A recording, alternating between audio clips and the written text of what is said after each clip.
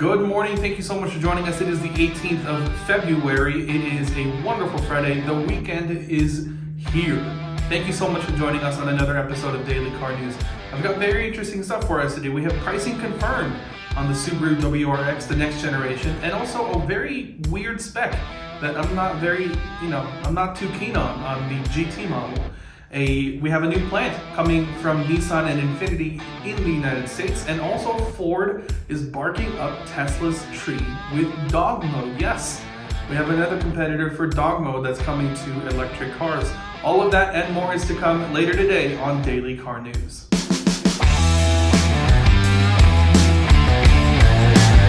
Okay, first story first. Subaru. Yes, the Subaru and the WRX are here for 2022, and we have pricing.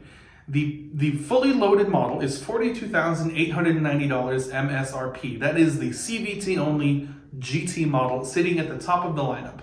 Yes, the WRX, top of the line, automatic CVT only. Let's pour one out for the manual transmission there, but not so fast, because you do have a manual transmission, a 6-speed, for the base model car, just not for the top of the end. I don't get this. I think if you have it available, right, and all you're gonna do is put leather and stuff in it, just make it happen. I don't know, Subaru. I don't get this one. But this is the new 2022 WRX sedan.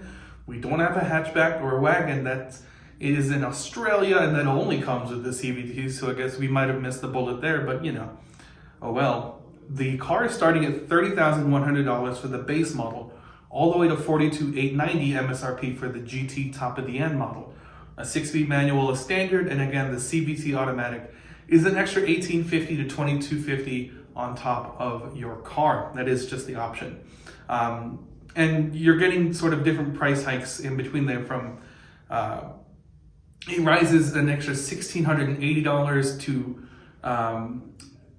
from $30,100 for the next new model to $32,600, and so on and so forth. That is for the premium.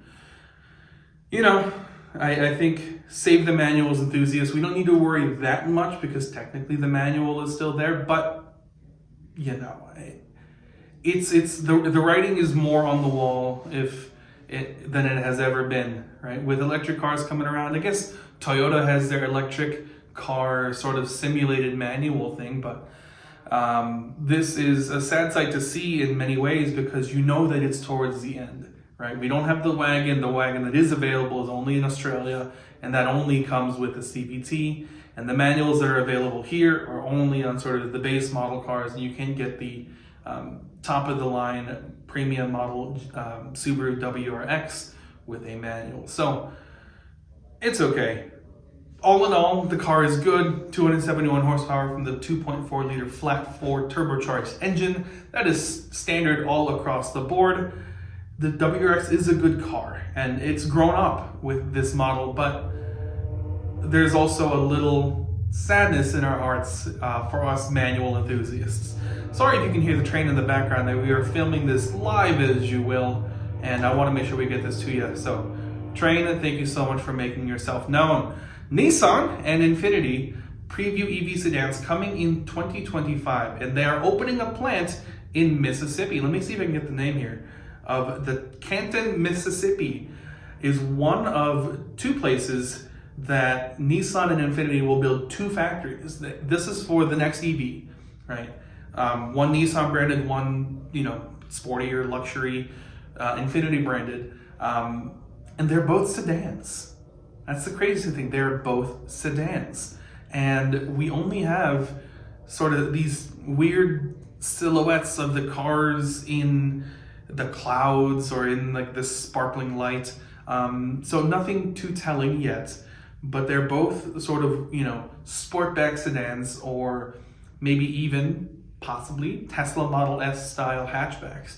The Model S is technically a hatchback, right? It looks like a sedan. It functions as a sedan, but the hatch opens and you can fit so much stuff in there, and that's really cool to see. And I hope that is the direction that Nissan and I guess Infiniti are taking with this car, because sedans are cool, but you really limit yourself to trunk space, and being able to open up that hatch gives you so much more flexibility, and I hope this is the direction that they're taking. We do have a couple of teaser images available that they've released, but they're concept images, nothing too crazy, nothing I would really sort of look at for their direction, maybe sort of their intent on what they would like to do, but I wouldn't think that this is what we will get or anything close to it.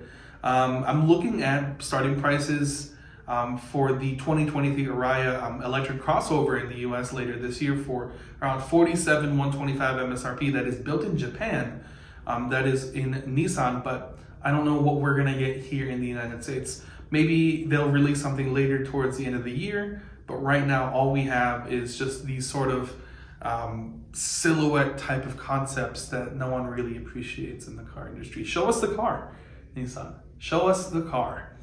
Next, Ford is barking up Tesla's tree by releasing a dog mode. Yes, dog mode is a thing. If you are a Tesla owner, you know this is a thing and it should be everywhere, I think. So that way we can take our pets with us where we need to go. But if we do need to leave them in the car, we know they can be safe, and they will be safe because air conditioning is on, and most importantly, the car will show, hey, don't break my windows, my pet's okay, dog mode is on. Now, Ford has had a patent for this since 2018. That's interesting, but I guess just because they've had a patent doesn't mean that they'll release it. It's just public now. We know this now. The interesting thing about this dog mode specifically is that it comes with a key fob. Yes, in the patent, it shows your typical Ford key fob lock, unlock, alarm, remote start, and then also a paw print. Yes, just like in Blue's Clues, you get a paw print on your key fob turning on dog mode. Isn't that interesting? I wonder how that would work, because I would assume you would want to be in your car when you turn on dog mode and leave your dog there. But maybe it's just a way to preset your car's HVAC system. That's not a bad idea, I guess. And then there's also a little RFID collar tag that you can put on your dog, so that way your car knows without a shadow of a doubt that yes, there is a dog here, or no, there is not a dog in here, and we will turn on or turn off dog mode accordingly. Very cool to see. And Ford, please release this now. It's not in any of your vehicles. I get it. And it doesn't seem to be in any, upcoming vehicles. That's fine. But let's go ahead and work on releasing this. The more dog modes we have in the automotive industry, the better. I cannot think of any negatives to this, really. It's a sad thing to see if any animals pass away, being left in the sun in the car, and this is a way to prevent that and help that and make it so that way that is just a thing of the past. So Ford, release this yesterday, please. Thank you. Renault has a concept teasing us with a new combustion engine running on hydrogen. Yes, typically what you would have with a hydrogen fuel cell is you have your hydrogen fuel cell, and however sort of chemistry that works, and that sort of charges a battery, and that runs an electric motor, right? So technically it's just a larger battery for your electric motor, but it's a little more complicated than that. I will give it credit. But Renault and Toyota are experimenting with hydrogen-fueled internal combustion engines. So that way you can use the most abundant element in the universe and power, honestly, yesterday's technology that has already been engineered and improved that doesn't need to be proven anymore. All right? Very interesting thing to see here. I don't know if this will take to the market. I don't know if the market will accept this. Hydrogen is interesting because you only have so many places where you can charge hydrogen, right? Yes, it's abundant everywhere, but unlike sort of electric stations where you can, put up a solar panel, stack of batteries, and then your charging station, or connected to the grid that's already almost everywhere, you have to treat it like gas, and you have to bring the hydrogen to and from where you capture hydrogen and store it, to transport it in a truck to a place where you can dispense it like at a normal gas station. So it's sort of this weird thing that hasn't really been properly tried yet in the market. Yes, we've had examples before from Toyota, of course, from Hyundai and Kia, of course, but I don't know if it's really as as popular as your EVs, and of course not as popular as your internal combustion engines. So seeing this, colliding of two different worlds that I wasn't expecting is interesting.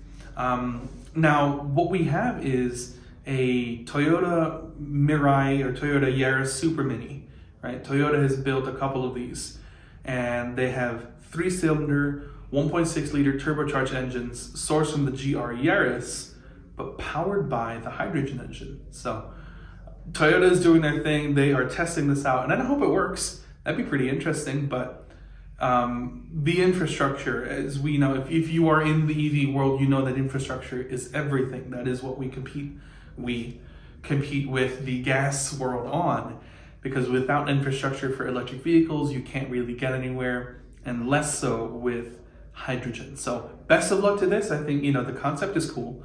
And it'd be cool if we could make this work, because then all you sort of output is water, right?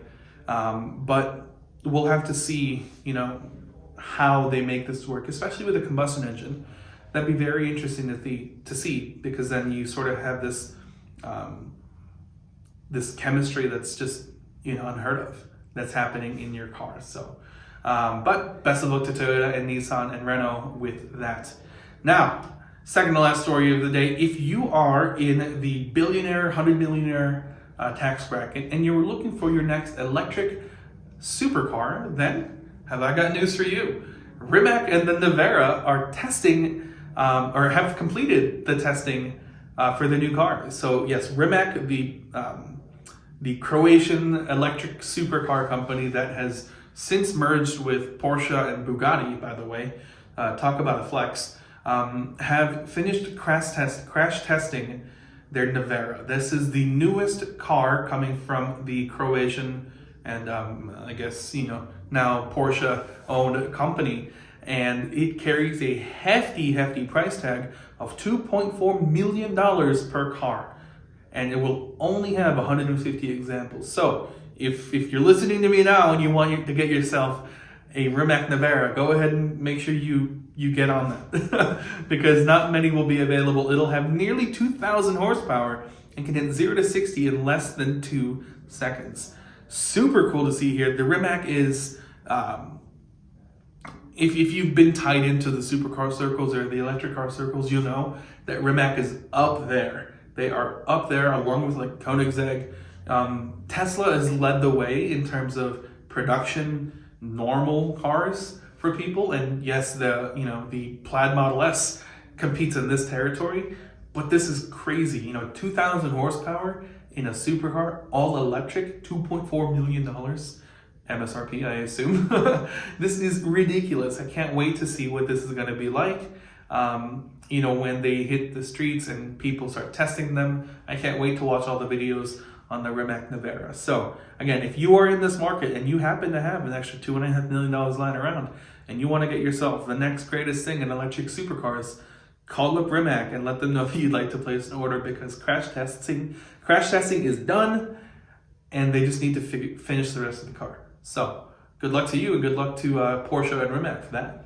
And lastly, I want to close things out with Freaky Friday, where we take a step back, stop looking forward into what's happening with the car industry, and look back into the annals of car history and to see what kind of cars we may have missed, for better or for worse. And today, I'm going to change things up for the second time and look back at electric cars.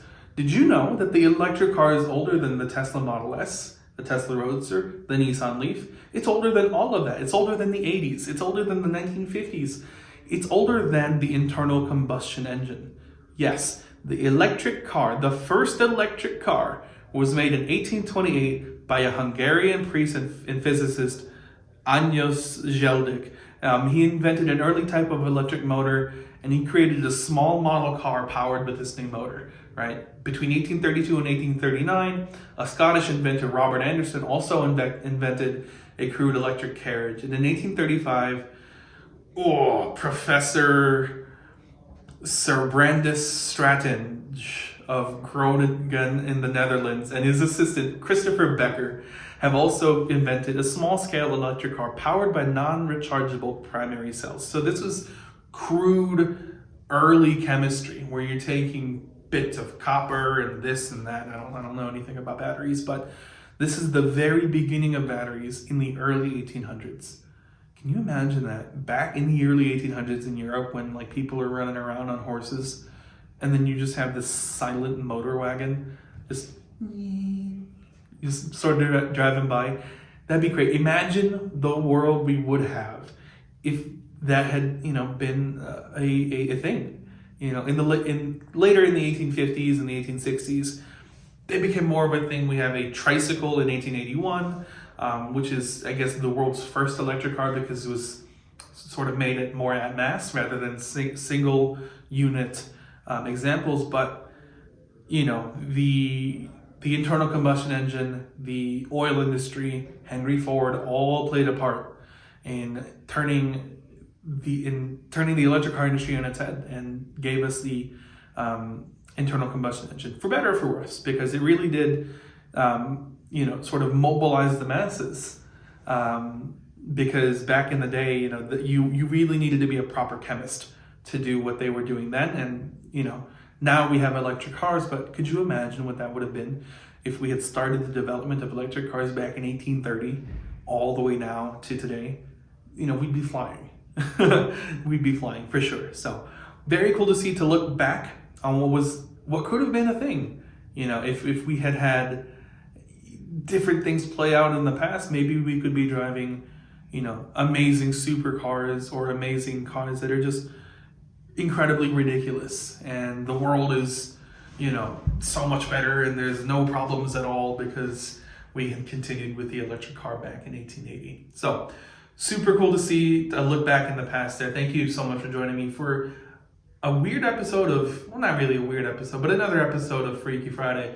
I'm going to see if we can keep doing this, look back on what we might have missed for better or for worse. Thank you so much for joining us for this week of Daily Car News. If you want to reach out, go ahead into the description below to find us on social media @_Daily Car News on Twitter, @Gary Fasalvo on Twitter as well. Thank you for joining us here. If you have any tips or tricks and you see anything that's happening in the car industry, just go ahead and tweet us and we'll see if we can share your story with the world.